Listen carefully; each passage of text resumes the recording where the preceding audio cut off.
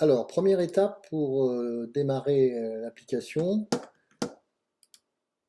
on la lance ici, elle se charge et au bout de quelques secondes, vous aurez ce message. C'est-à-dire qu'au lancement de l'application, automatiquement, elle cherche à programmer, reprogrammer des actions pour des objets. Vous voyez ici les actions ajoutées, modifier ou supprimer. Vous notez qu'il y a autant d'ajouter que de supprimer, c'est-à-dire que tant qu'une action n'est pas active, le système la supprime et la recrée avec éventuellement une nouvelle date ou un nouveau moment, une nouvelle période. L'interface est classique pour tous les outils. Je vous propose on va partir en créant un dossier vide, ce sera le plus simple, et je vais l'appeler AAA, ce qui est toujours un beau nom. Voilà, AAA, c'est fait. Par définition, le dossier est vide. Il n'y a pas d'unité de travail. Néanmoins, vous notez qu'ici, automatiquement, le système a créé ce qu'on appelle un stock non affecté avec unité de travail stock non affecté.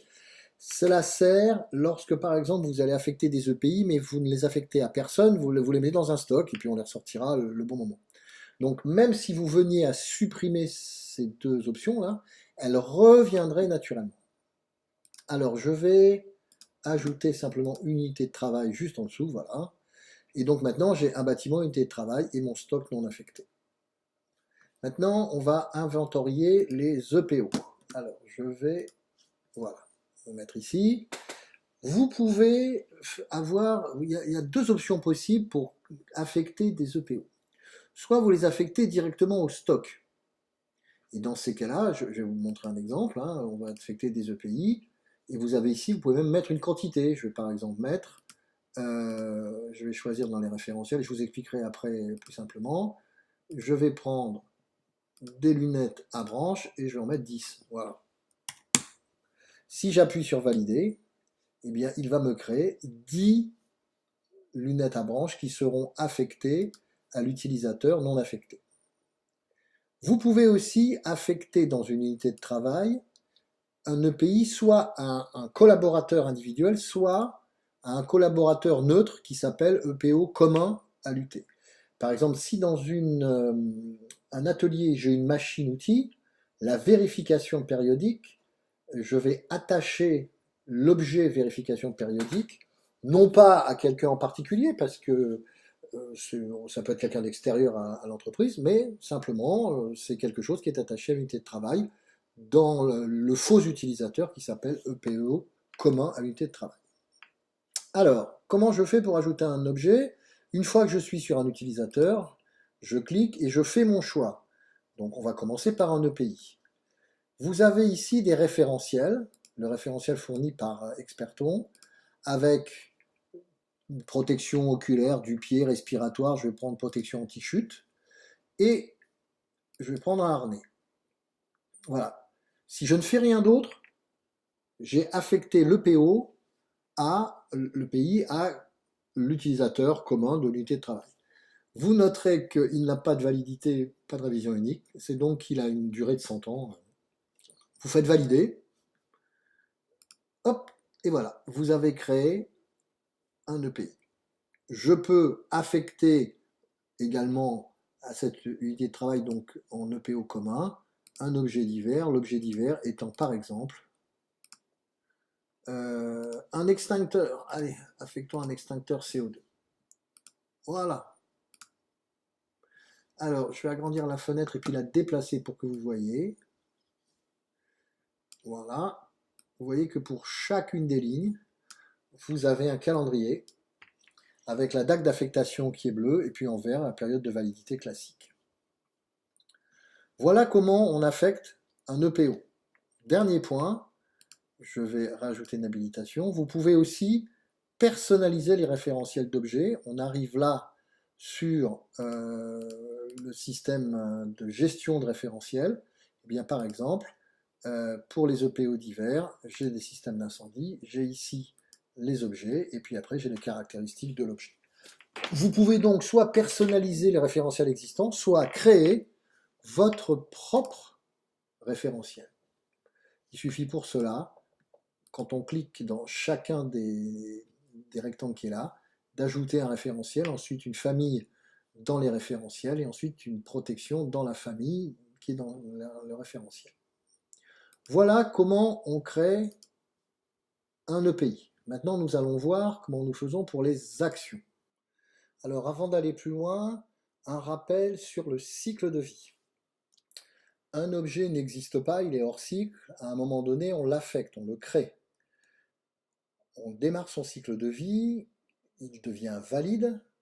On peut également l'affecter au stock. Dans le cas supérieur, il est affecté à une unité de travail ou à un collaborateur.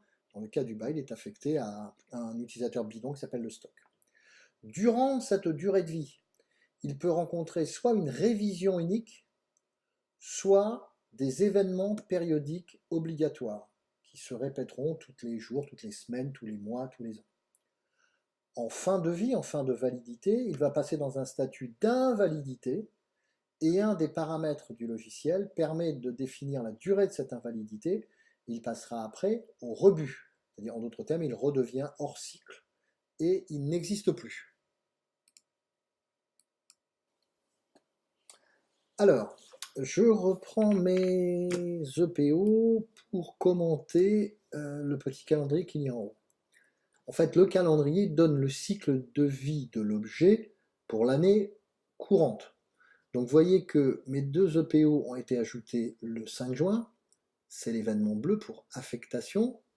Et puis, derrière, ils vivent leur petite vie, puisqu'ils sont valides. Alors, je vais maintenant reprendre mon extincteur et modifier de manière complètement arbitraire la révision unique, et je vais faire une révision unique au bout de 2 mois. Je fais valider. Donc le système m'indique qu'il a replanifié une action, il a ajouté une action, puisque le système, bien entendu, va programmer une action pendant les 2 mois. Et vous voyez qu'ici, j'ai bien une création en juin et une révision en violet là en août. Donc voilà comment marche le système de programmation vis-à-vis des périodes standards. On peut personnaliser complètement les périodes. Alors maintenant, je vais reprendre mon EPI et je vais personnaliser les événements périodiques. Donc, c'est un objet qui s'appelle harnais. Je vais inventer un événement périodique bidon qui s'appelle vérif visuel. Et je vais le programmer dans le temps et je dis qu'il aura lieu tous les mois peut-être. Allez, une vérification, non, toutes les semaines. Allez, une fois par semaine, le lundi. D'accord, avant de commencer à travailler. Voilà. Donc j'ai bien une vérif visuelle qui est enregistrée. Je fais valider. Le petit bouton vient de passer au vert. J'ai donc des événements programmés. Je fais valider et il me dit qu'il a planifié 9 actions, puisque c'est toutes les semaines. Comme il a une fenêtre de tir de 2 mois, ça fait bien 9 actions. Et si je me mets là, on va donc voir des événements périodiques. Alors, il n'a peut-être pas programmé les autres, c'est ça la difficulté. Alors, on va aller voir les actions. Voilà les actions. Et j'ai bien une vérif visuelle qui est prévue le 11-6, le 18-6, le 25-6, c'est toutes les semaines. Hein. Le 2-7, le 9-7, le 16-7, le 23-7 et le 37. Donc j'ai bien une action toutes les semaines. Voilà le principe de programmation des objets. Je vais m'arrêter là pour cette vidéo. À mon avis, avec ça, vous avez suffisamment de quoi démarrer.